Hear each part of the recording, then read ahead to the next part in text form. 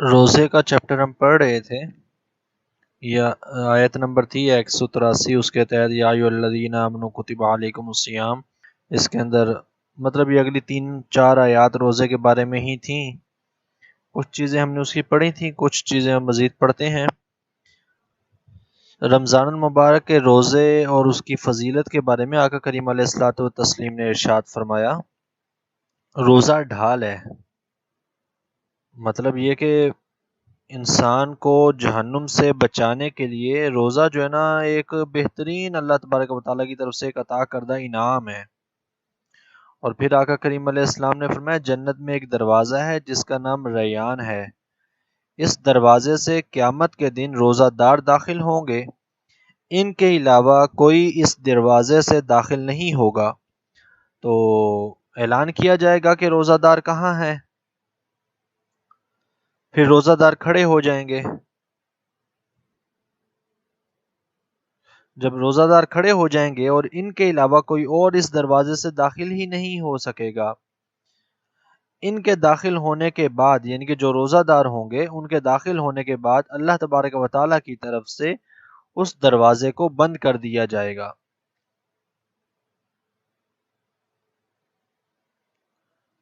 اب حضرت ابو ہریرہ رضی اللہ تعالیٰ عنہ بیان کرتے ہیں کہ آقا کریم علیہ الصلوۃ والتسلیم نے فرمایا، جب رمضان المبارک کا مہینہ داخل ہوتا ہے تو آسمان کے دروازے کھول دیے جاتے ہیں، جہنم کے دروازے بند کر دیے جاتے ہیں اور شیاطین کو جکڑ دیا جاتا ہے۔ اچھا، اب ہمارے ہاں بسا اوقات اس پر جو ہے نا وہ لوگ لطیفے بھی بنا دیتے ہیں اور سمجھتے نہیں ہیں کہ مطلب ایک تو یہ آقا کریم علیہ الصلوۃ والتسلیم کی حدیث پاک ہے، اب اس کے اوپر لطیفہ بناتے بناتے بسا اوقات کفر تک چلے جاتے ہیں۔ ہم نے وہ کفر والے چیپٹر میں پڑھا بھی تھا۔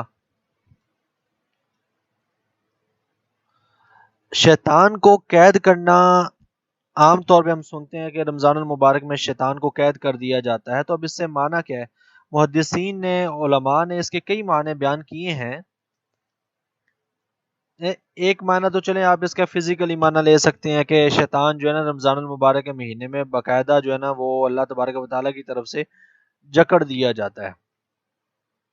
لیکن ایک چیز ذہن میں رکھیں کہ یہ میں ابھی آپ کو وہ نہیں بتا رہا ہوں کہ کنفرم، یہ میں آپ کو بتا رہا ہوں ایک معنی یہ مطلب فزیکلی طور پہ اگر ہم دیکھیں تو یہ شکل بنتی ہے کہ شاید کوئی شیطان کی جو ہے نا ایک فزیکل شیپ ہے جس کو اللہ تبارک و تعالیٰ جو ہے نا وہ گرفتار کر دیتا ہے، حقیقت کچھ اور ہے۔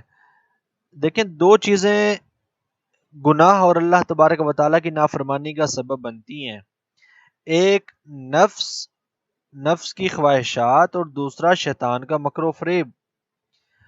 نفس اتنی بری چیز ہے کہ اس نفس نے شیطان کو شیطان بنا دیا تھا۔ شیطان سے پہلے برائی کا وجود نہیں تھا، ابلیس سے پہلے برائی کا کوئی وجود نہیں تھا، تو آخر شیطان سے پہلے جب شیطان نہیں تھا تو پھر شیطان کیوں بہکا؟ تو شیطان اس لیے بہکا کہ اس کے اندر ایک نفس ضرور تھا، اور وہ نفس ہر انسان کے اندر موجود ہے جو انسان کو برائی کے اوپر اکساتا رہتا ہے۔ شیطان تو صرف ایک ہیلپنگ مٹیریل ہے، وہ انسان کی مدد کرتا ہے برے کاموں میں، جیسے فرشتے مدد کرتے ہیں اچھے کاموں میں۔ تو انسان دو چیزوں کی وجہ سے اللہ تبارک و تعالیٰ کی نافرمانی پر اترتا ہے، ایک چیز ہوتی ہے نفس اور دوسرا ہوتا ہے شیطان کا مکر و فریب۔ اب نفس تو انسان کے اندر ہے، وہ اگر پاک ہو جائے، اچھا ہو جائے تو انسان کو اللہ کا ولی بنا دیتا ہے اور وہ نفس مطمئنہ بن جاتا ہے، اور اگر نہ ہو، اچھا نہ بنے تو وہ انسان کو بگاڑ کے رکھ دیتا ہے، اور پھر اتنا بگاڑتا ہے کہ فرشتوں کا سردار ہو، فرشتوں کو تبلیغ کرنے والا ہو تو وہ ابلیس اور شیطان بن جاتا ہے۔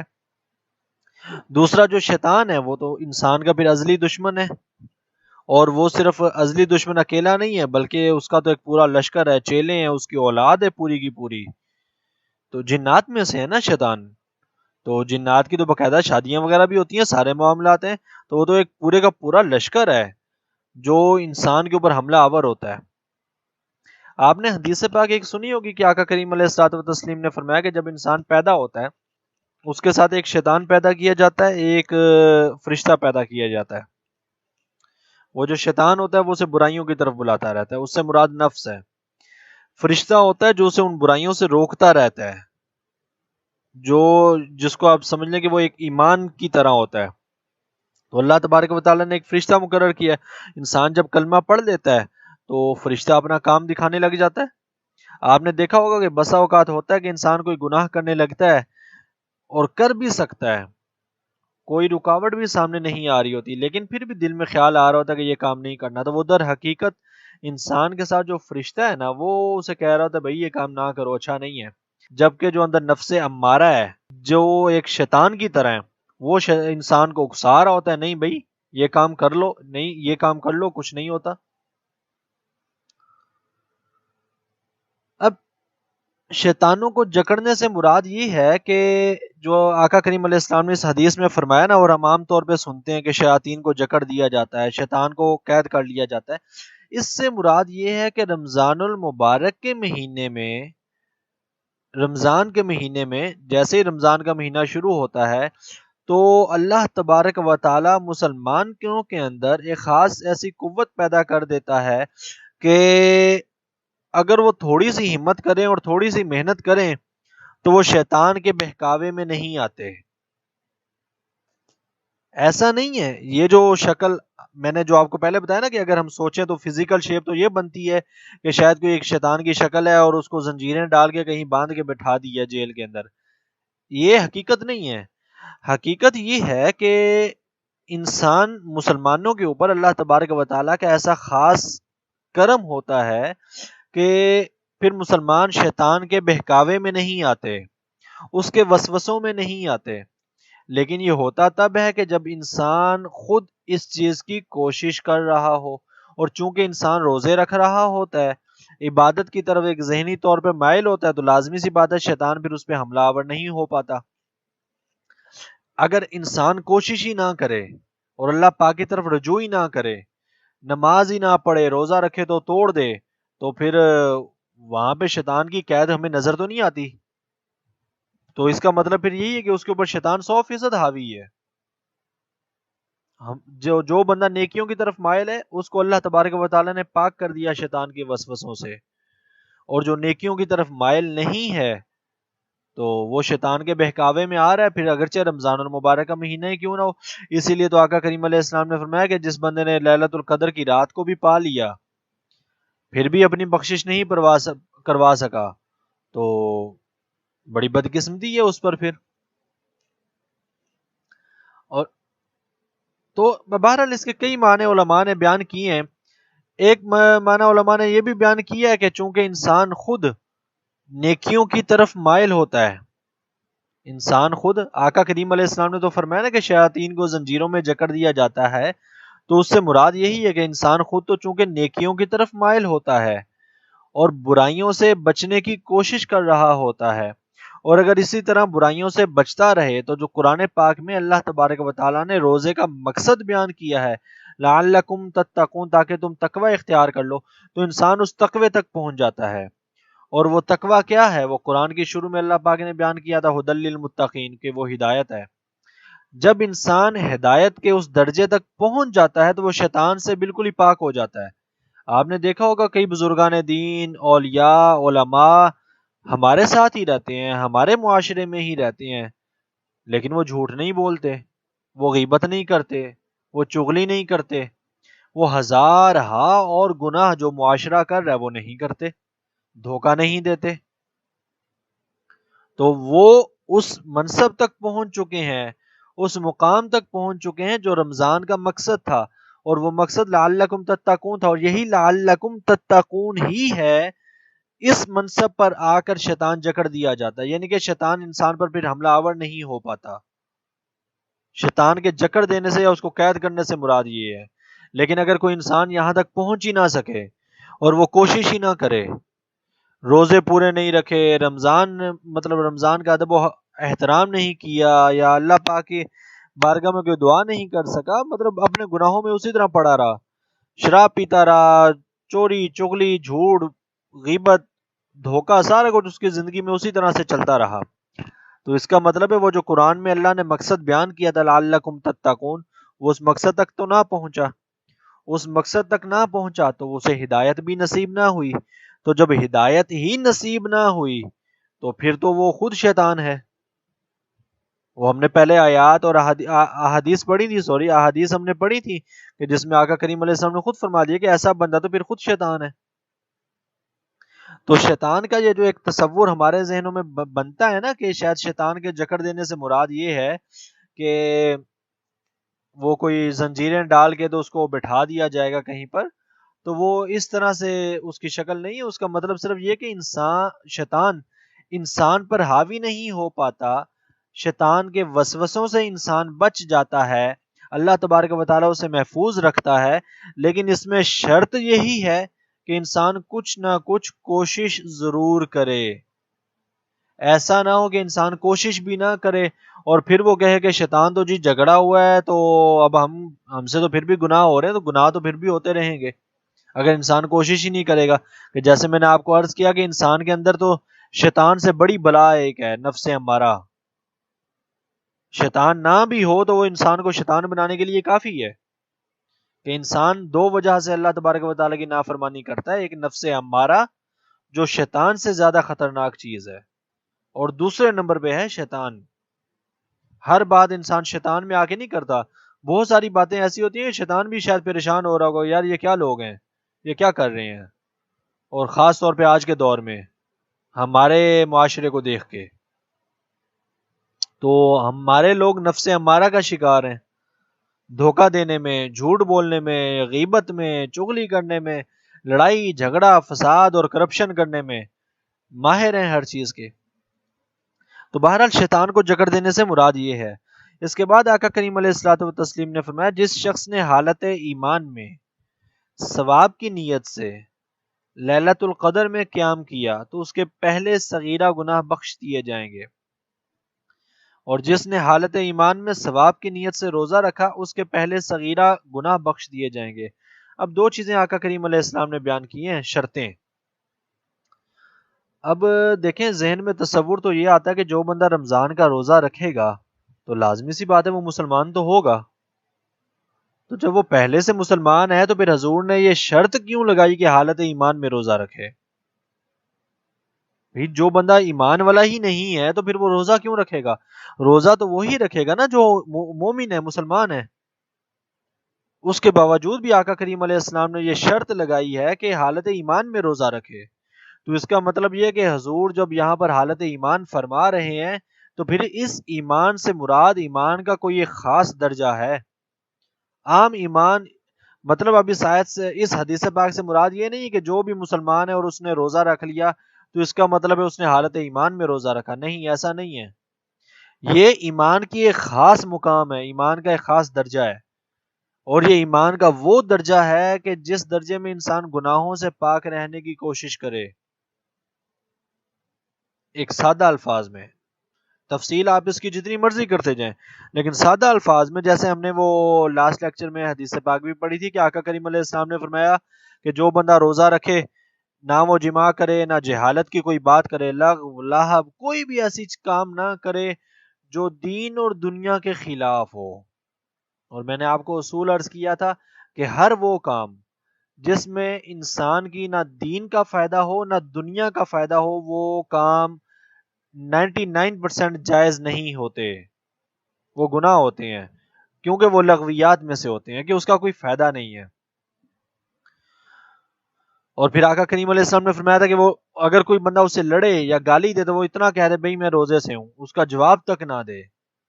تو ایمان کا یہ والا درجہ ہونا چاہیے، نیکیوں کی طرف مائل ہو. تو گویا کہ آقا کریم علیہ السلام نے ایمان کے اوپر ایک بار اور ایمان کا ذکر کر کے تاکید بیان کی ہے کہ ایمان میں کسی قسم کی کمی نہ ہو، مکمل ایمان کے ساتھ انسان روزہ رکھے. کہیں پر کوئی جو ہے نا وہ یہ نہ ہو کہ روزہ تو رکھ لیا، اس کے بعد دکان پہ بیٹھ گئے اور جو ہے نا وہ سارا دن جھوٹ بول بول کے مال بیچتے رہے. یہ حرکتیں نہ ہو. ایسا نہ ہو کہ غیبت شروع کر دی، ایسا نہ ہو کہ انسان نے روزہ تو رکھ لیا لیکن سارا دن جو ہے نا وہ فلموں میں یا گانے میں یا کسی ڈرامے میں یا کوئی گیم شیم کھیلنے میں ضائع کر دیا ہو. تو روزہ رکھنا ہے تو پھر حالت ایمان کے ساتھ رکھنا ہے. دوسری چیز آقا کریم علیہ السلام نے جو بیان کی، ثواب کی نیت سے روزہ رکھے، اجر کی نیت سے، یہ امید ہو، یہ نیت ہو کہ اللہ تبارک و تعالیٰ مجھے اس کا اجر عطا فرمائے گا. اب اس حدیث پاک کے اس حصے سے ہمیں ایک چیز پتہ چلتی ہے کہ ہمیں بسا اوقات اپنے معاشرے میں یہ سننے کو ملتا ہے، دیکھیں جی ہم تو جو بھی کام کرتے ہیں وہ اللہ کی رضا کے لیے کرتے ہیں، ہمیں تو ثواب کی کوئی پرواہ نہیں ہے. اللہ کی رضا کے لیے کرتے ہیں، بہت بڑا مقام ہے، اس میں شک نہیں ہے. انسان کوئی بھی کام اللہ کی رضا کے لیے کرے خالصتاً، یہ بہت بڑا مقام ہے. لیکن یاد رکھیں اللہ کی رضا ثواب کے منافی نہیں ہے. گویا کہ یوں سمجھیں اللہ کی رضا کا نام ہی ثواب ہے، اللہ کی رضا کا نام ہی جزا اور انعام اور جنت ہے. ایسا نہیں ہے کہ جس اللہ تبارک و تعالیٰ کسی سے راضی بھی ہو اور اسے ثواب نہ دے، اللہ کسی سے راضی بھی ہو اور اسے جنت بھی نہ دے، ایسا ممکن نہیں ہے. تو دعا میں یا کسی کام میں جنت مانگنا یا اللہ کی رضا مانگنا ایک ہی چیز ہے. اپنی دعا میں ثواب مانگنا، جیسے حضور نے فرمایا کہ ثواب کی نیت سے روزہ رکھے، تو گویا کہ ثواب اللہ کی رضا ہی ہے. اور میں نے آپ کو پہلے عرض بھی کیا تھا ایک بار کہ ثواب کوئی فزیکل چیز نہیں ہے. ثواب جب ہم بولتے ہیں نا اللہ تبارک و تعالیٰ اس چیز میں ثواب عطا کرے گا، تو ثواب در حقیقت اللہ تبارک و تعالیٰ کی خوشی کا نام ہے، اللہ تبارک و تعالیٰ کی رضامندی کا نام ہے، اللہ تبارک و تعالیٰ کے راضی ہو جانے کا نام ثواب ہے. وہ ثواب کوئی ایسا نہیں ہے کہ پلیٹ میں رکھ کر دیا جائے گا یا کوئی انعام ہوگا، کوئی ڈبے میں دیا جائے گا، ایسا نہیں ہے. وہ ثواب اللہ تبارک و تعالیٰ کی رضامندی ہے، اور اللہ پاک جس سے راضی ہوگا اسے جنت عطا کرے گا. لہٰذا جنت کی دعا بھی کرنی چاہیے اور ثواب کی دعا بھی کرنی چاہیے. ہم ہر کام ثواب کے لیے ہی کرتے ہیں، کیوں نہ کریں ثواب کے لیے جب آقا کریم علیہ السلام نے خود حکم دیا ہے. تو یہ جو کنسیپٹ ہمارے معاشرے میں بسا اوقات ایک سننے کو ملتا ہے، ہمارا عمل تو جی خالص اللہ کے لیے، ہم تو ثواب کے لیے نہیں کرتے. ان لوگوں نے شاید پھر وہ دین کو صحیح طرح سمجھا نہیں ہوتا. وہ سمجھ رہے ہوتے ہیں کہ شاید اللہ کی رضا کوئی اور چیز ہے اور ثواب کوئی اور چیز ہے. اگر ہم ثواب کی نیت کر لیں گے تو شاید وہ جو ہے نا اللہ کی رضا خالص نہیں رہے گی. وہ یہ کنسیپٹ غلط ہے کہ اگر اللہ کی رضا ثواب سے الگ ہوتی نا تو پھر حضور یہ نہ کہتے کہ ثواب کی نیت سے روزہ رکھو، پھر حضور یہ فرماتے کہ اللہ کی رضا کی نیت سے روزہ رکھو. تو حضور نے جو ثواب کا لفظ استعمال فرمایا اس سے اشارہ یہی ہے کہ ثواب اور اللہ تبارک و تعالیٰ کی رضا یہ ایک ہی چیز کے دو نام ہیں. یہ ایک ہی چیز ہے، جس سے انسان اللہ تبارک و تعالیٰ راضی ہوگا اس کو ثواب عطا کرے گا، اور ثواب اسی کو عطا کرے گا جس سے اللہ تبارک و تعالیٰ راضی ہوگا.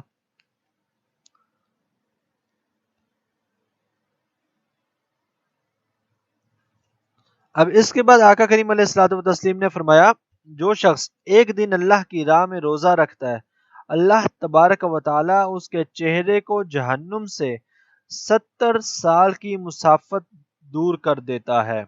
اب اس میں یہ نہیں ہے کہ کسی بندے نے ایک دن کا روزہ رکھا اور وہ سمجھے کہ شاید اب میرا ایک روزہ کافی ہو گیا، میں تو جہنم سے 70 سال کی مسافت پہ دور چلا گیا ہوں. ایسا نہیں کرنا چاہیے. اگر رمضان کے ایک روزے کی اتنی فضیلت ہے نا تو ایک روزہ چھوڑنے کا گناہ بھی اتنا ہی ہے. ہمارے ہاں ایک عمومی کلچر پایا جاتا ہے کہ ہم لوگ کوئی فضیلت والا کام کر کے نا تو ہم پھر گناہ پہ دلیر ہو جاتے ہیں، یا ہم پہلے گناہ کر لیتے ہیں پھر ہم کہتے ہیں میں نے تو یہ کام کر لیا، اس کام کی تو اتنی فضیلت ہے.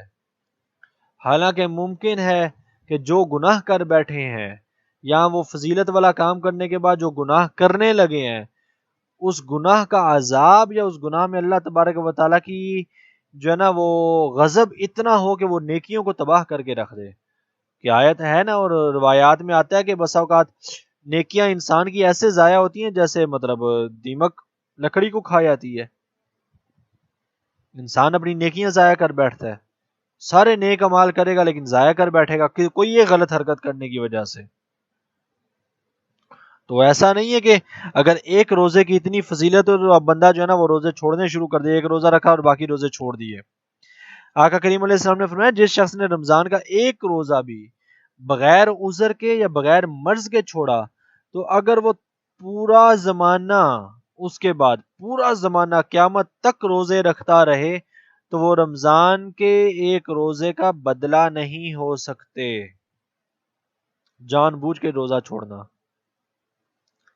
اگلی حدیث پاک بہت پیاری، آقا کریم علیہ السلام بیان کرتے ہیں کہ 5 نمازیں، ایک جمعہ سے دوسرا جمعہ، ایک رمضان سے دوسرا رمضان، ان کے درمیان ہونے والے گناہوں کا جو ہے نا وہ کفارہ ہے، جبکہ گناہ کبیرہ سے بچا جائے۔ مطلب یہ کہ انسان جو 5 نمازیں پڑھتا ہے، آپ نے فجر کی نماز پڑھی، اللہ تبارک و تعالیٰ سب کو توفیق دے، پھر اس کے بعد ظہر کی نماز پڑھی، اس کے درمیان میں جو جو گناہ صغیرہ ہوئے تھے وہ آٹومیٹکلی معاف ہو جائیں گے۔ ایک جمعہ گزرا، اس کے بعد اگلا جمعہ آیا، جو جو گناہ صغیرہ ہوئے تھے وہ معاف ہو جائیں گے، بشرطے کہ حضور نے فرمایا کہ انسان گناہ کبیرہ سے بچنے والا ہو، گناہ کبیرہ کرنے والا نہ ہو۔ اور میں نے آپ کو عرض کیا تھا، اور میں اکثر کہا کرتا ہوں کہ ہم بحیثیت معاشرہ، ہماری بدقسمتی ہے کہ ہم گناہ کبیرہ میں تو مطلب ایسے ہیں جیسے کوئی انسان دلدل میں گر چکا ہوتا ہے۔ ایک موبائل کو اگر ہمارے دیکھ لینا تو وہ گناہ کبیرہ کا جو ہے نا وہ ایک پلندہ ہے، پورا پنڈورا باکس ہے وہ گناہ کبیرہ کا، اس میں بد نگاہی ہے۔ میں یہ نہیں کہہ رہا ہوں کہ موبائل یوز نہ کریں لیکن اچھا استعمال بھی ہو سکتا ہے۔ میرے موبائل میں الحمدللہ اس وقت کوئی تقریباً 250-300 کتابیں تو ہوں گی، تو موبائل کا اچھا استعمال بھی ہو سکتا ہے، لیکن اسی موبائل سے فحش موویز ہیں، فحش فلمیں ہیں، ڈرامے ہیں، گانے ہیں، بد نگاہی ہے، اور پھر سوشل میڈیا کا الگ طوفان بدتمیزی ہے، اور عجیب منظر ہے۔ مطلب ابھی تو کسی سینمے میں جانے کی یا کہیں اور کسی جو ہے نا وہ اور غلط جگہوں پر جانے کی تو ضرورت ہی نہیں ہے، وہ تو دنیا کی ہر بیماری ہے اور دنیا کا ہر گناہ وہ جیب کے اندر موجود ہے، کہیں باہر جا کے گناہ کبیرہ کرنے کی ضرورت نہیں ہے۔ تو وہ ایک دور تو وہ تھا کہ گناہ کبیرہ کرنے کے لیے شاید لوگوں کو کہیں جانا پڑتا ہوگا، کسی نے کوئی گانا سننا ہے تو وہ کسی گانے والی کے پاس جاتا ہوگا، کسی نے کوئی اس طرح کی حرکت دیکھنی ہے تو وہ کہیں جاتا ہوگا۔ اب تو ایک ایک چیز موجود ہے، اور پھر موبائل سے نکلیں تو گھروں میں ٹی وی ہے، کیبل ہے، ٹی وی لگائیں لیکن اس پہ اچھی چیزیں بھی تو ہزارہا آتی ہیں۔ لیکن ذرا اگر ہم اپنا محاسبہ کریں، ہم اپنے موبائل پر اور اپنے گھروں میں چلنے والے ٹی وی پر کتنے پرسنٹ، کتنے فیصد وہ کام کرتے ہیں جس سے اللہ اور اللہ کے رسول راضی ہو جائیں، اور کتنے فیصد وہ کام کرتے ہیں جس سے اللہ اور اللہ کے رسول ناراض ہو جائیں۔ ہم میں سے ہر کوئی سمجھ سکتا ہے۔ ہمارے گھروں میں اگر ٹی وی چلتا ہے، اگر اس کی ریشو نکالی جائے، آپ گن لیں، آج سے لکھنا شروع کر دیں کہ آج مثال کے طور پہ 5 گھنٹے ٹی وی چلا ہے، اور اس میں سے 4 گھنٹے ہم نے یہ چینل دیکھا، 1 گھنٹہ یہ چینل دیکھا، یا 3 گھنٹے یہ چیز دیکھی، 1 گھنٹہ یہ دیکھا، 1 گھنٹہ یہ دیکھا، 100 گھنٹے پورے ہو جائیں تو پھر اس 100 گھنٹوں کا نچوڑ نکال لیں کہ 100 گھنٹوں میں سے کتنے گھنٹے ہم نے اس ٹی وی کو اللہ اور اللہ کے رسول کے لیے استعمال کیا ہے، اور کتنے گھنٹے ہم نے کھلم کھلا گھر میں بیٹھ کے بلا جھجک اللہ تبارک و تعالیٰ کے خوف کو دل سے نکال کے ہم نے اللہ کی نافرمانی میں اس کو استعمال کیا ہے۔ یہی حال ہمارے موبائل کا ہے، یہی حال ہمارے پاس جو ہر ایک کے پاس لیپ ٹاپ موجود ہیں اس کا یہی حال ہے، کمپیوٹرز کا یہی حال ہے۔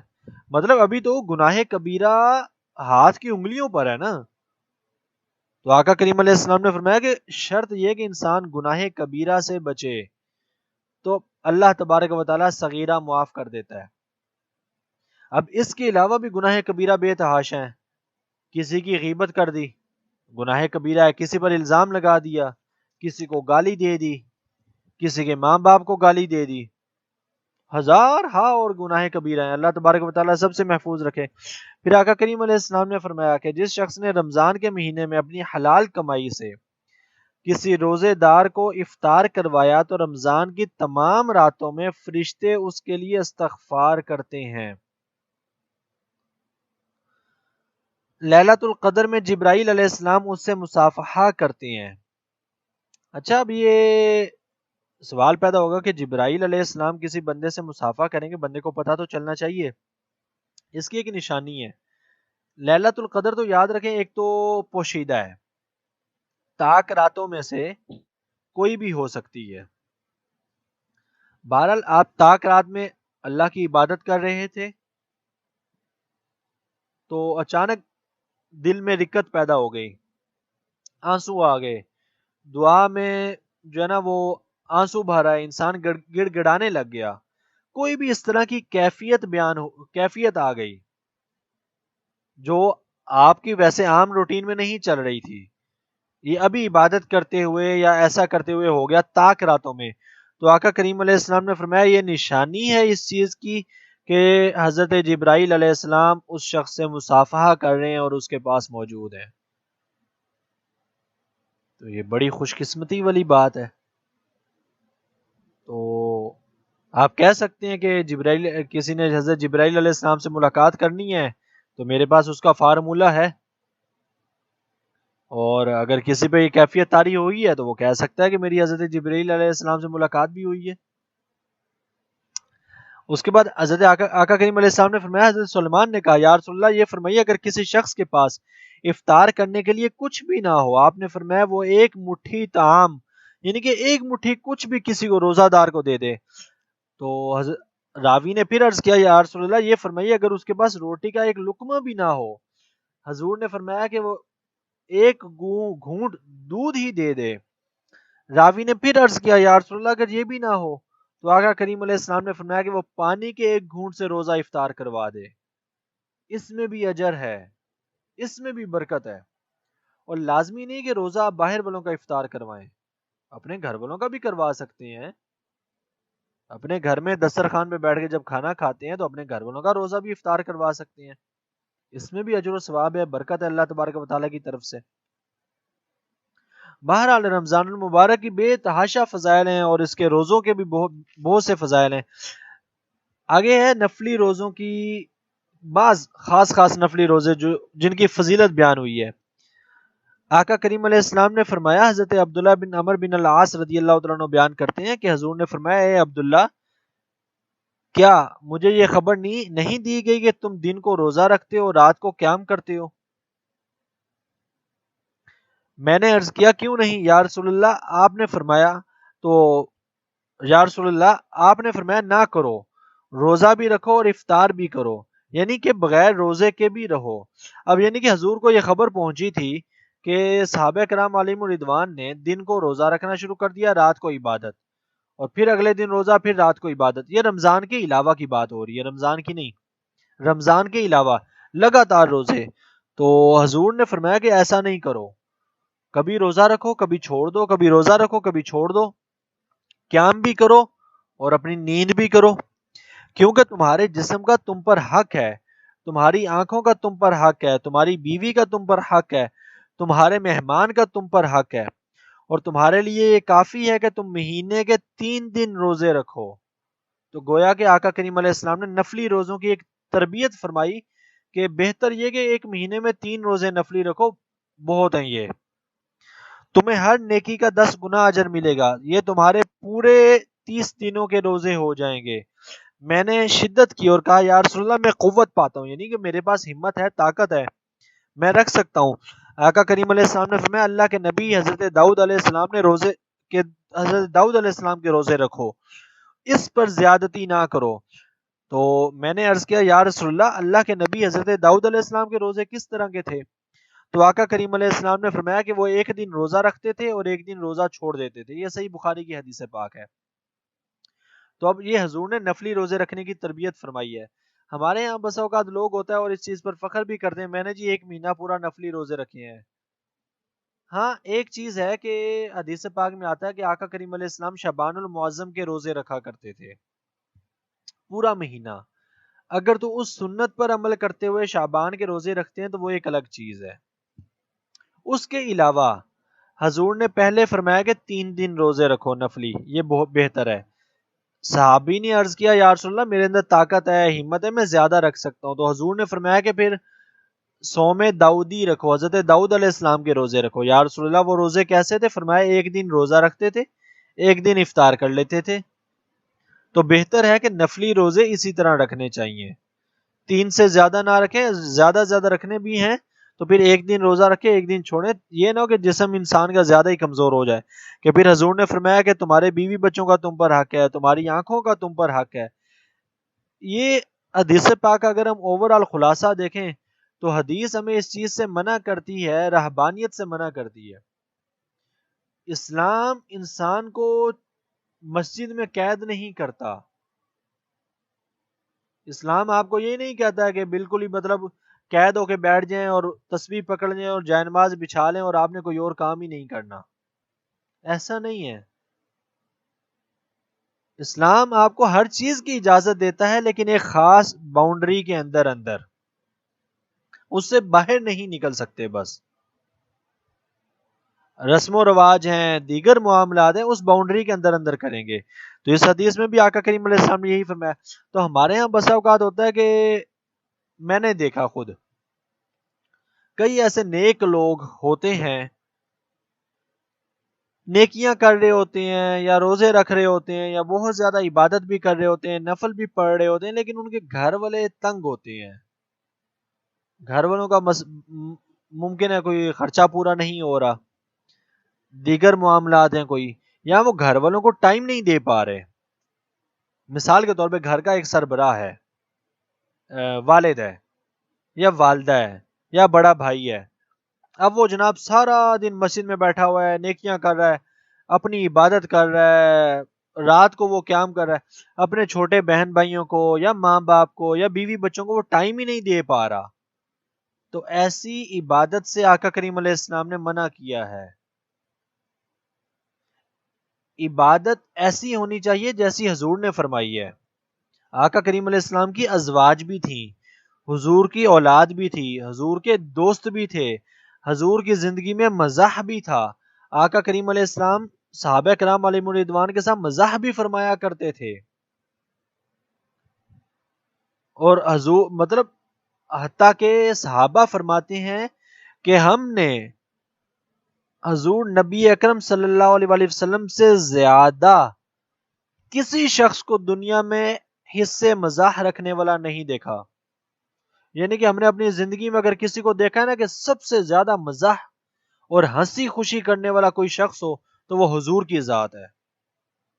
تو نیک یا نیکی کا نام یا دیندار ہونے کا مطلب یہی نہیں ہے کہ انسان اپنے منہ پہ 12 بجا لے۔ میں آپ کو ایک روایت سناتا ہوں، حضور اپنے گھر میں تشریف لائے تو حضور کی 2 ازواج ہیں، ایک حضرت عائشہ صدیقہ رضی اللہ تعالیٰ عنہ اور دوسری پتہ نہیں کون ہے، مجھے ان کا نام بھول گیا، وہ ان دونوں میں سے کوئی ایک وہ حریرہ کوئی حلوہ ٹائپ چیز تھی وہ بنا کر لے کر آئیں، تو لا کر انہیں پیش کی دوسری زوجہ کو، انہوں نے کہا میں یہ نہیں کھاتی۔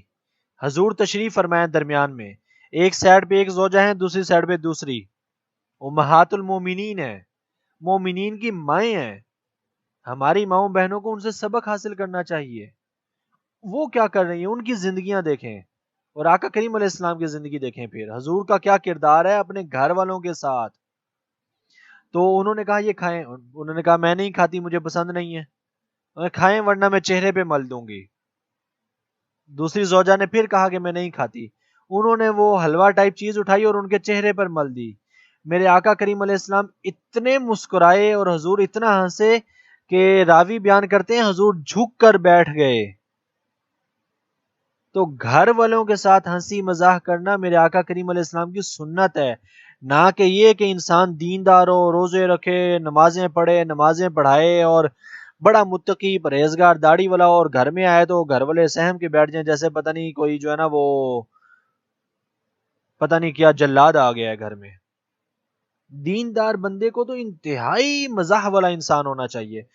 بہرحال آقا کریم علیہ السلام، یہ پھر کبھی ٹاپک آئے گا، میں نے اس پہ ایک چھوٹا سا کالم بھی لکھا تھا کہ آقا کریم علیہ السلام کی مسکراہٹیں، کئی ایسے مواقع آئے حضور نے صحابہ کرام کے ساتھ مزاح کیا، اور ہمیشہ ہوتا تھا، حضور کے گھر میں ہوتا تھا، حضور اپنی ازواج کے ساتھ مزاح کیا کرتے تھے، اور کرنا چاہیے۔ آقا کریم علیہ السلام نے خود شادی کے بعد، نکاح کے بعد حضرت عائشہ صدیقہ رضی اللہ تعالیٰ عنہا کے ساتھ ریس لگائی، دوڑ لگائی. حضرت عائشہ صدیقہ رضی اللہ تعالیٰ عنہ فرماتی ہیں میں دبلی پتلی تھی، میں جیت گئی. پھر کچھ عرصہ گزرا، کوئی وقت گزرا، میرا جسم بھاری ہو گیا. حضور نے فرمایا کہ عائشہ آؤ پھر دوڑ لگاتے ہیں. تو پھر دوڑ لگائی تو حضور میرے سے آگے نکل گئے. تو پھر حضور نے فرمایا یہ عائشہ میں نے بدلہ اتار دیا ہے، اس دن تم جیتی تھی آج میں جیتا ہوں. آج کون ہے ایسا دیندار اور سنت پہ عمل کرنے والا اور داڑھی والا کہ جس کا اپنی بیویوں کے ساتھ یہ کردار ہو؟ ہمارے ہاں تو یہ ہے کہ مطلب کوئی دیندار بندے گھر آتے ہیں تو بیویاں سہم کے بیٹھ جاتی ہیں کہ پتہ نہیں اب کیا ہوگا ہمارے ساتھ. بات بات پہ لڑائی جھگڑا، بات بات پہ فتوے بازی اور نوک جھوک. ایسا نہیں ہونا چاہیے. کردار انسان کا وہی ہو جو آقا کریم علیہ السلام کا ہے.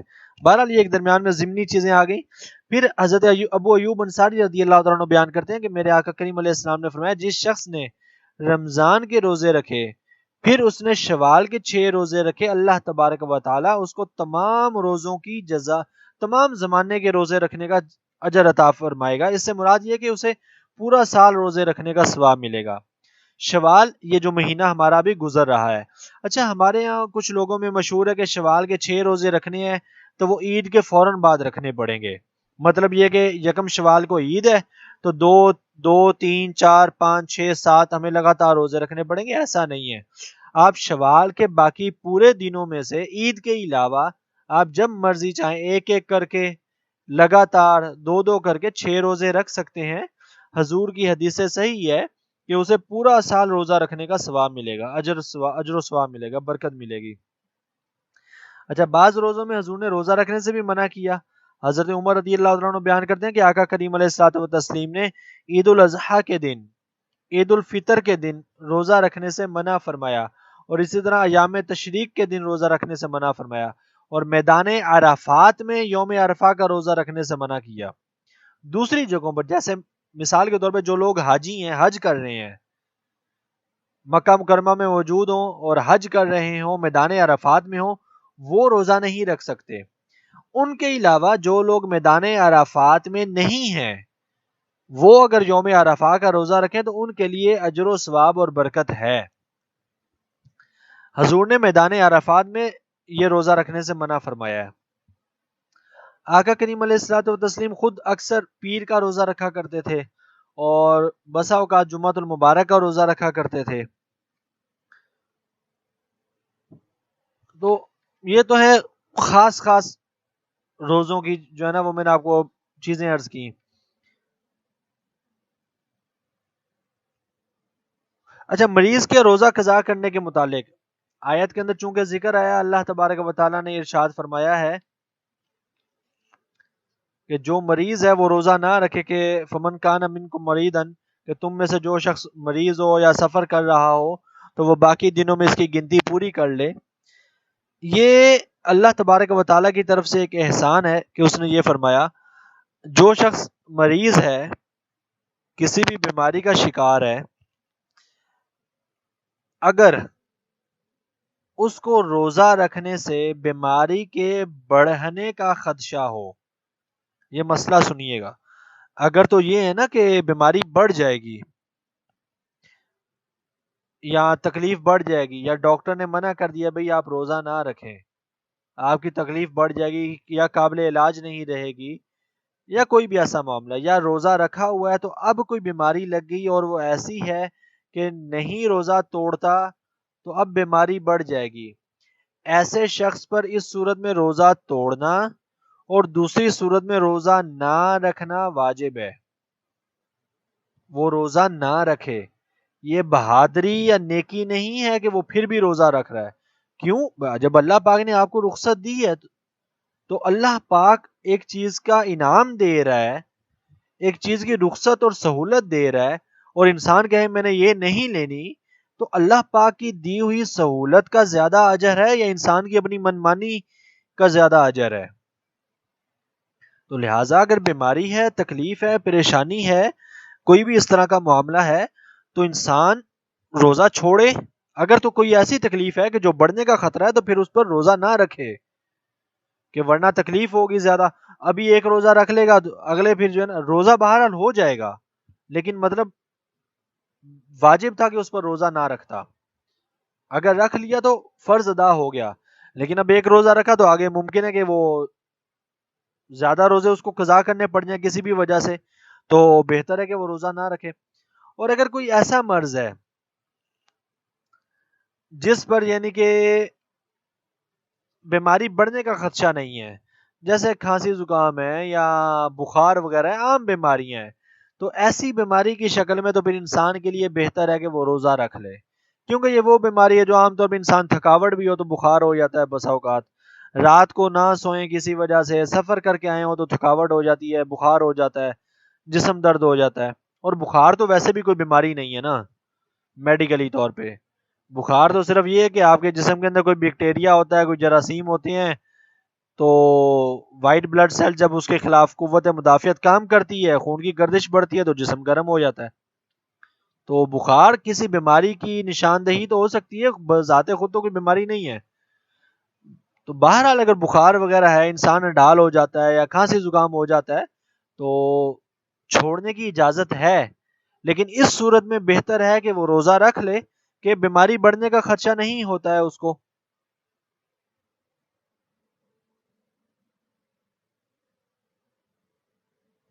بہرحال اس چیز پر علماء کا اجماع ہے، اجماع سے مراد پھر یہ ہوتی ہے کہ یوں سمجھنے کہ 90% یا 99% علماء کی رائے یہی ہے کہ مریض روزہ نہ رکھے، اس کے لیے روزہ نہ رکھنا یہ جائز ہے۔ اور باقی پھر میں نے وہ اوپر آپ کو مسئلہ بیان کر دیا کہ اگر بڑھنے کا خدشہ ہو تو پھر تو اس پر واجب ہے کہ وہ روزہ نہ رکھے، اگر نہیں ہے بڑھنے کا خدشہ تو پھر بہتر ہے کہ وہ روزہ رکھ لے۔ اب اگر کوئی ایسا مریض ہے جو روزہ رکھ ہی نہیں سکتا، مثال کے طور پہ کسی کو گردے وغیرہ میں پتھری ہے، اللہ تبارک و تعالیٰ سب کو محفوظ رکھے، تو اس کو ڈاکٹر پھر کہتے ہیں کہ آپ نے بار بار پانی پینا ہے، ورنہ اس کو انتہا کی تکلیف شروع ہو جاتی ہے، اب مجبوری ہے اس کی، تو ایسا شخص بھی روزہ نہ رکھے۔ اور اگر تو وہ اس بیماری سے شفا یاب ہو جائے زندگی میں تو پھر تو وہ روزوں کی قضا کرے گا۔ اگر بالفرض کوئی ایسی بیماری ہے کہ اب وہ ٹھیک نہیں ہو سکتی اور روزہ بھی نہیں رکھا جا سکتا تو پھر ایسا شخص روزہ نہیں رکھے گا، پھر وہ روزوں کا فدیہ دے گا۔ اچھا، مسافر کا بھی یہی مسئلہ ہے جو اللہ تبارک و تعالیٰ نے اسی آیت میں بیان فرمایا کہ من کان منکم مریضا او علی سفر، جو مریض ہو یا سفر میں ہو تو وہ روزہ نہ رکھے۔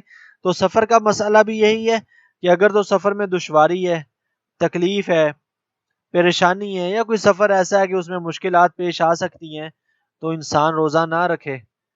لیکن اگر سفر آرام دہ ہے، آپ سمجھتے ہیں کہ مطلب روزہ رکھا جا سکتا ہے، تو پھر بہتر یہ ہے کہ وہ روزہ رکھ لے، لیکن سفر میں روزہ چھوڑنے کی اجازت پھر بھی ہے، آپ بالکل پرسکون انداز میں سفر کر رہے ہیں، آپ کو روزہ چھوڑنے کی اجازت پھر بھی ہے۔ ایسا نہیں ہوگا کہ آپ کو کوئی بندہ کہے کہ آپ تو روزہ رکھ سکتے تھے تو آپ نے نہیں رکھا، گناہگار ہوں گے، گناہگار نہیں ہوں گے، اجازت تب بھی ہے روزہ چھوڑ دیں، لیکن بہتر ہے کہ رکھ لیں، چونکہ سفر آرام دہ ہے، رکھا جا سکتا ہے، اللہ تبارک و تعالیٰ نے طاقت عطا کی ہوئی ہے۔ لیکن اگر اس نہج پر ہیں کہ رکھ ہی نہیں سکتے یا سفر میں دشواری ہو سکتی ہے، جیسے گاڑی وغیرہ ڈرائیو کرنی ہے، تو ایسے بندے کو ممکن ہے پریشانی ہو روزہ رکھنے میں، تو ایسا بندہ پھر روزہ نہ رکھے، بعد میں قضا کر لے۔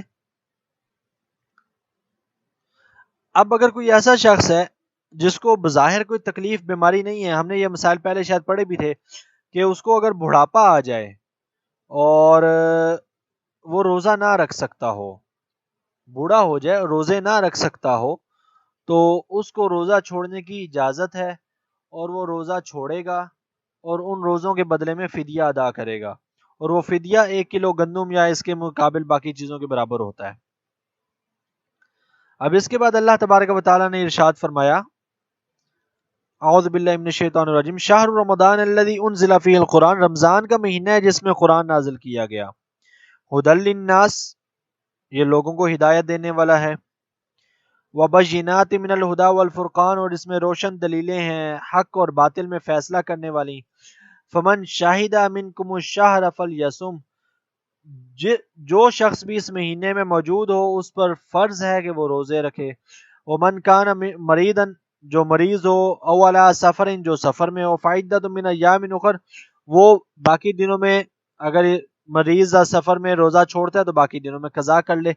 یرید اللہ بکم اليسر ولا یرید بکم العسر، اللہ تمہارے ساتھ آسانی کا ارادہ فرماتا ہے، تمہیں مشکل میں ڈالنے کا ارادہ نہیں فرماتا۔ وَلِتُكْمِلُوا الْعِدَّةَ، تاکہ تم عدد پورا کر لو، وَلِتُكَبِّرُوا اللَّهَ عَلَى مَا هَدَاكُمْ وَلَعَلَّكُمْ تَشْكُرُونَ، اور اللہ کی کبریائی بیان کرو کہ اس نے تم کو ہدایت دی تاکہ تم شکر ادا کرو۔ اب اس میں جو مسائل آئے ہیں وہ تو ہم نے پڑھ لیے کہ روزہ فرض ہوا، کب ہوا، کیسے ہوا، مریض کے روزے کا حکم یا سفر کے روزے کا حکم، وہ تو ہم نے دیکھ لیا۔ آیت کا شروع والا حصہ اور آخر والا حصہ اس کو ہم دیکھ لیتے ہیں۔ اللہ تبارک و تعالی نے فرمایا کہ شہر رمضان الذی انزل فیہ القرآن، رمضان میں قرآن نازل کیا گیا، اور ہم اکثر سنتے بھی رہتے ہیں۔ سورۃ القدر کے اندر بھی یہی ہے کہ اللہ تبارک و تعالی نے لیلۃ القدر میں قرآن نازل کیا، جبکہ ہم دیکھتے ہیں کہ قرآن پاک تو آقا کریم علیہ الصلوۃ والتسلیم کی ذات پر 23 سال کے عرصے میں نازل ہوا، 13 سال تقریباً مکہ مکرمہ کے، 10 سال تقریباً مدینہ منورہ کے، کچھ مکی صورتیں ہیں، کچھ مدنی صورتیں ہیں، تو حقیقتاً میں نازل ہونے میں تو 23 سال میں نازل ہوا۔ قرآن پاک میں اللہ تبارک و تعالی نے یہاں بھی فرمایا، سورہ قدر میں بھی فرمایا کہ قرآن رمضان میں نازل ہوا اور یا لیلۃ القدر میں نازل ہوا۔ تو اس سے مراد یہ ہے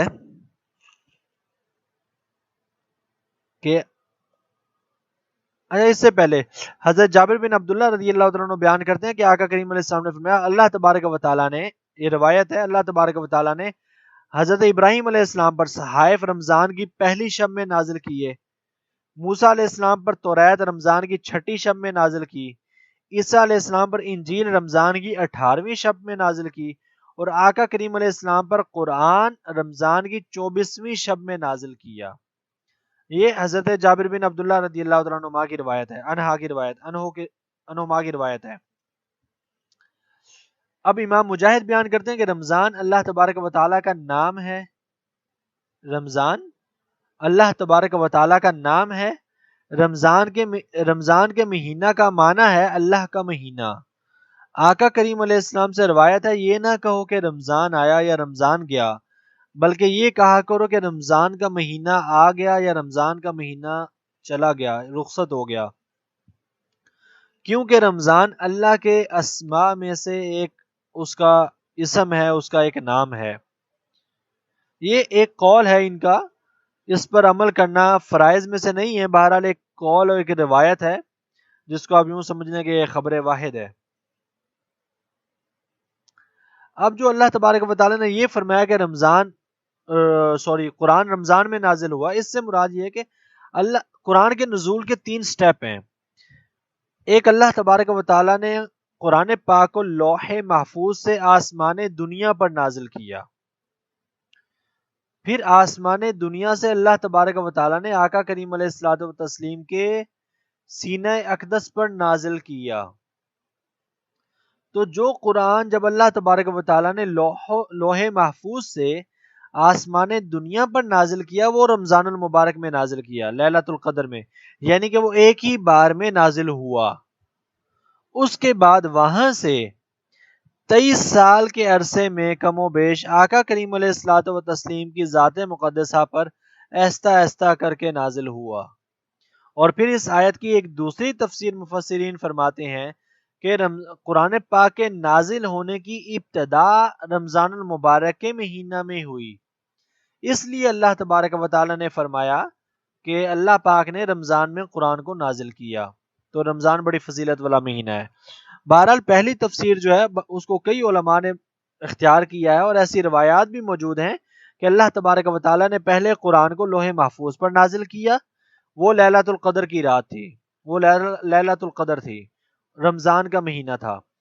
پھر وہاں سے حضرت جبریل امین کے ذریعے سے یا وحی کے دیگر ذرائع کے ذریعے سے، کہ وحی کی کئی اقسام ہیں، ان ذرائع کے ذریعے سے اللہ تبارک و تعالی نے قرآن آقا کریم علیہ السلام کے سینہ اقدس پر نازل کیا، قلب اطہر پر نازل کیا۔ تو وہ حضور پر قرآن اترنے کا ذریعہ یا وقت وہ 23 سال کا وقت ہے، اور جو آسمان دنیا پر نازل ہوا وہ ایک رات میں نازل ہوا، وہ لیلۃ القدر ہے۔ اسی لیے اللہ تبارک و تعالیٰ نے فرمایا کہ اللہ تبارک و تعالیٰ نے رمضان کے مہینے میں قرآن نازل کیا۔ اب خاص مسائل ہیں ان آیات کے تحت بھی دیکھ لیتے ہیں چند ایک مسائل۔ ایک تو ویسے ہمارے ہاں جدید مسئلہ آتا ہے قطبین پر روزے رکھنے کا مسئلہ یا نماز کا مسئلہ۔ قطب شمالی ہے، قطب جنوبی ہے، چونکہ ہماری زمین کے وہ گھومنے کا ایک انداز ایسا ہے کہ وہ جو دونوں قطبین ہیں، قطب جنوبی اور قطب شمالی، وہاں پر 6 مہینے دن اور 6 مہینے رات رہتی ہے تقریباً۔ تو اب وہاں کے لوگوں پر تو 5 نمازیں فرض ہونی چاہیے تھیں۔ 6 مہینے کا دن ہے تو بس سورج جب ایک بار نکل رہا ہے 5 نمازیں فرض ہوں، اور روزے تو پھر پتہ نہیں ان پر کب فرض ہوں گے۔ ان کا تو دن ہی جب ایک دن 6 مہینے کا ہوگا اور پھر ایک رات 6 مہینے کی ہوگی، تو سال ہی پتہ نہیں کب گزرے گا، پتہ نہیں کسی بندے کی زندگی میں سال آئے گا بھی کہ نہیں آئے گا۔ وہاں کے لیے یا ایسے علاقے کے لیے حکم یہ ہے کہ وہ لوگ اپنے قریبی جو بھی ملک ہوگا اس ملک کا اعتبار کریں گے اور اس کے اعتبار سے اپنا روزہ رکھیں گے اور اپنی نمازیں پڑھیں گے اور اسی کے اعتبار سے اپنی افطاری اور سحری کریں گے۔ اس کے بعد ایک مسئلہ آتا ہے، وہ بھی جدید مسائل میں سے ہی ہے، اکثر لوگ پوچھتے بھی ہیں اور اس کا شکار بھی ہوتے ہیں، اور بہت سارے لوگ اس میں جو ہے نا وہ یہ غلطی کر بھی بیٹھے ہیں۔ ممکن ہے آپ میں سے کوئی سنے تو یہ غلطی پہلے کی ہوئی ہو۔ وہ یہ کہ اللہ تبارک و تعالیٰ سب کو لے جائے رمضان المبارک میں، سب کو یہ توفیق عطا کرے حج کی، عمرے کی۔ لیکن چونکہ اکثر ایسا ہوتا ہے کہ ہمارے یہاں پاکستان میں یا دنیا میں کہیں سے بھی جب لوگ جاتے ہیں، چاند کے 3 زون بنتے ہیں، آپ اس کو ABC کا نام دے دیں، تو پاکستان جس زون میں ہے سعودی عرب اس زون میں نہیں ہے۔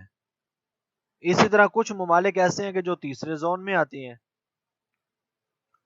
تو چاند کے نکلنے کی چونکہ وقت آگے پیچھے ہوتا ہے، تو اس لیے روزے اور عید کا وقت بھی آگے پیچھے ہوتا ہے۔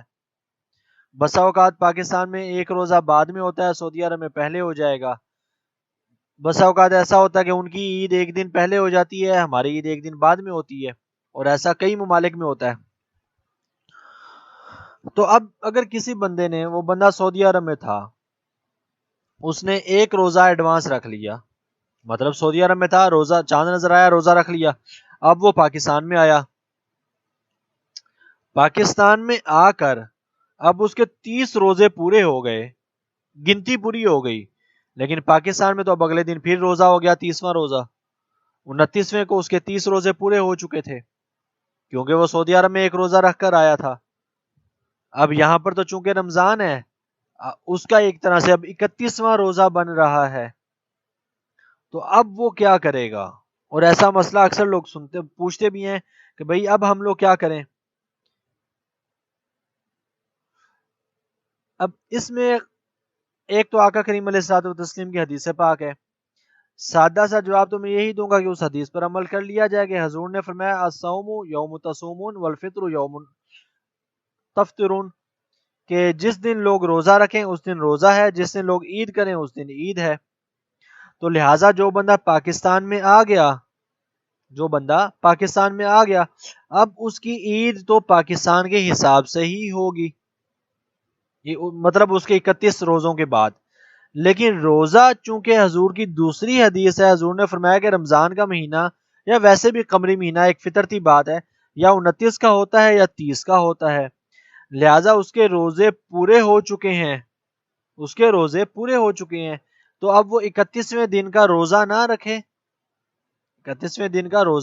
رکھے، لیکن عید پھر بھی اگلے دن ہی کرے گا، عید پہلے نہیں کر سکتا۔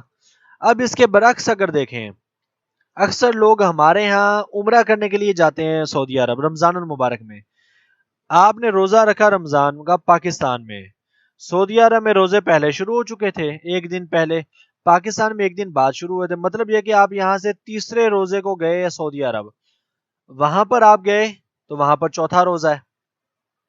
آپ کا در حقیقت وہ تیسرا روزہ ہے، لیکن سعودی عرب میں چوتھا روزہ چل رہا ہے. اب سعودی عرب میں اگر 29 کے بعد چاند نظر آ گیا تو آپ کے تو ٹوٹل ابھی 28 روزے ہوئے ہوں گے. آگے عید آ جائے گی تو اب کیا حکم ہوگا؟ تو اس میں تو یہ ہے کہ عید، جو عید کی نماز وغیرہ ہے وہ، اور عید کا دن، وہ تو وہاں کے لوگوں کے اعتبار سے ہی ہوگا، وہاں کی حکومت کے اعتبار سے ہوگا.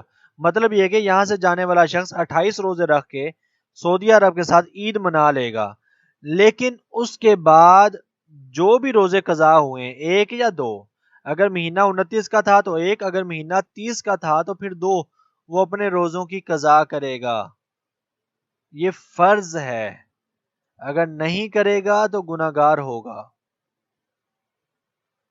اور اگر ایسا ہوا کہ عید کے دن وہ سعودی عرب سے عمرے پر گئے ہوئے تھے، اللہ تبارک و تعالیٰ سب کو لے جائے، اب عید کے دن کی فلائٹ تھی، وہاں سے فلائٹ پکڑی، پاکستان پہنچے، اب یہاں پر روزہ ہے،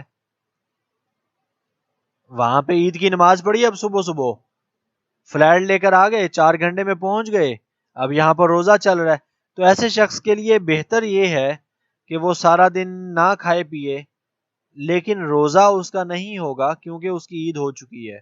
لیکن اب پاکستان میں آ گیا تو اب اگلے دن پاکستان کے لوگوں کے ساتھ دوبارہ عید کرے گا، 2 عیدیں منا لے گا.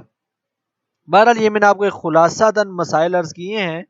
یہ جو آج کل لوگ جدید مسائل یا عام طور پہ مسائل پوچھتے ہیں سفر وغیرہ کے، اگر آپ کے ذہن میں اس ضمن میں کوئی مسئلہ ہو تو ضرور پوچھ لیجئے گا، بجائے یہ کہ پھر غلط عمل کرتے رہیں.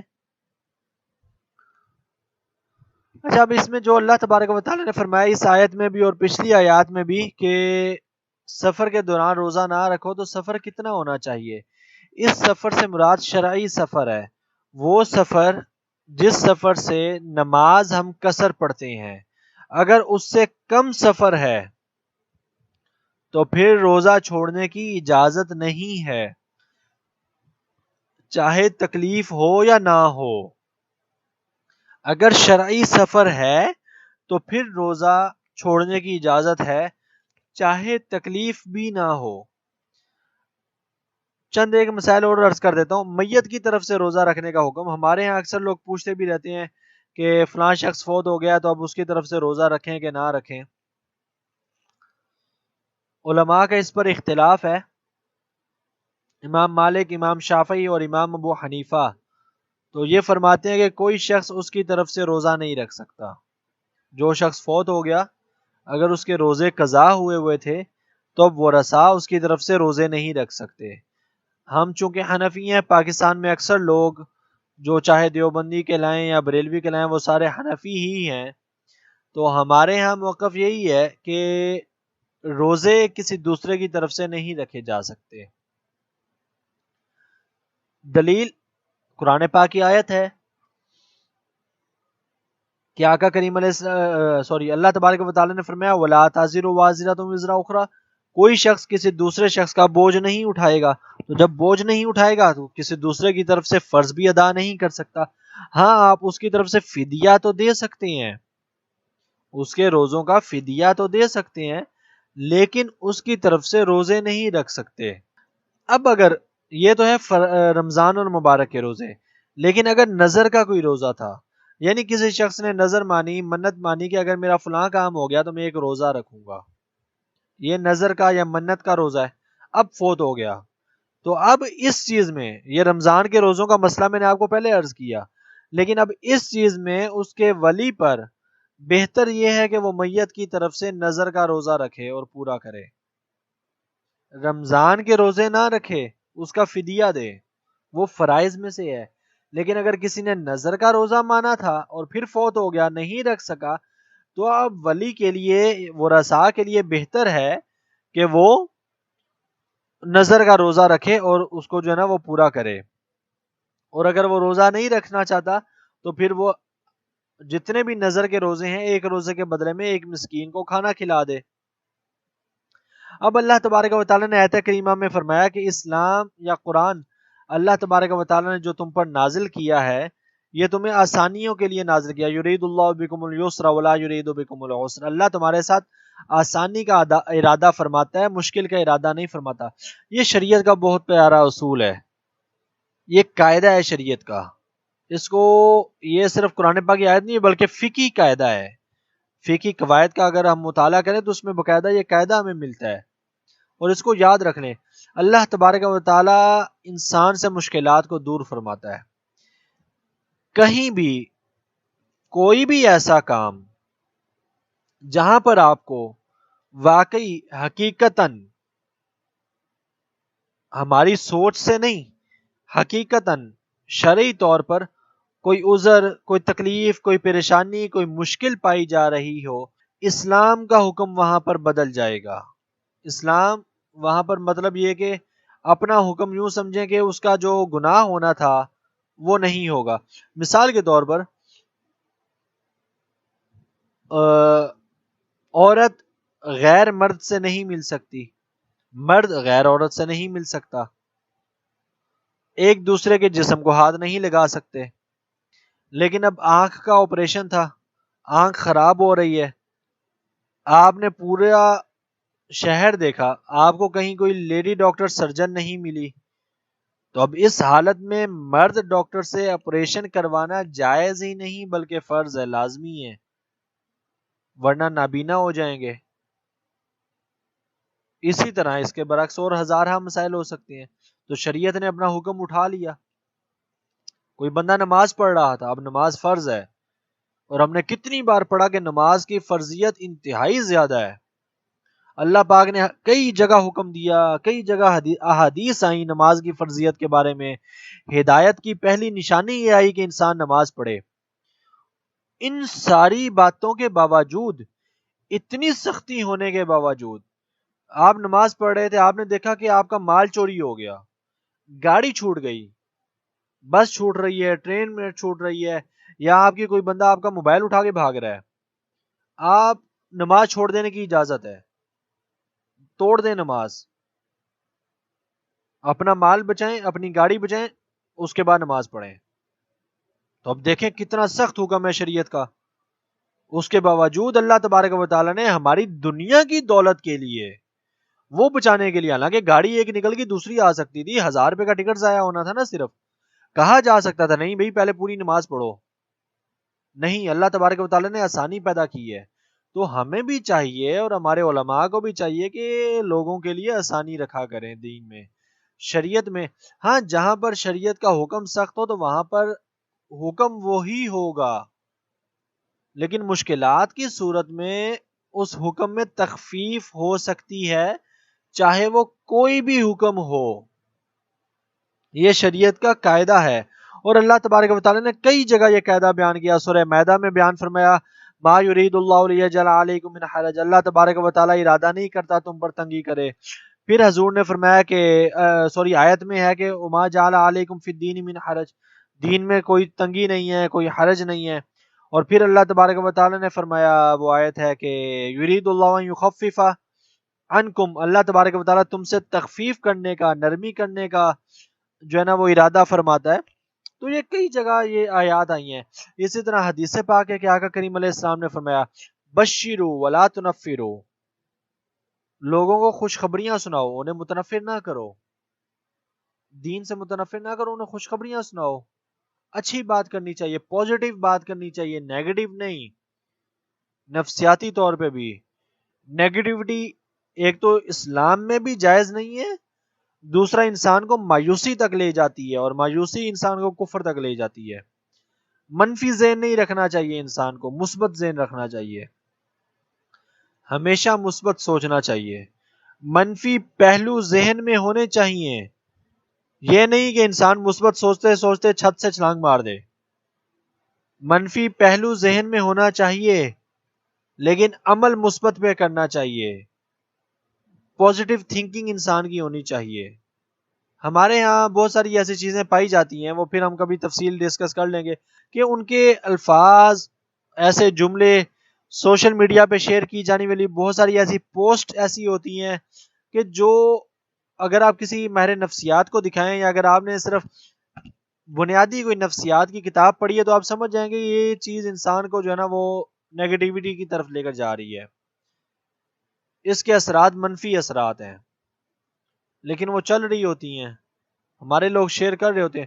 اور آج کل کے ڈرامے سیریز جو ہیں خاص طور پہ ہمارے ہاں، وہ ساس بہو کی لڑائیاں، وہ میرے ایک ٹیچر ہیں وہ کہا کرتے ہیں کہ جب تک ڈرامے نہیں آئے تھے نا، ساس اور بہو کی لڑائی کا کنسیپٹ نہیں تھا، تب تک اسلامی معاشرے میں ساس بہو کی لڑائی نہیں ہوتی تھی۔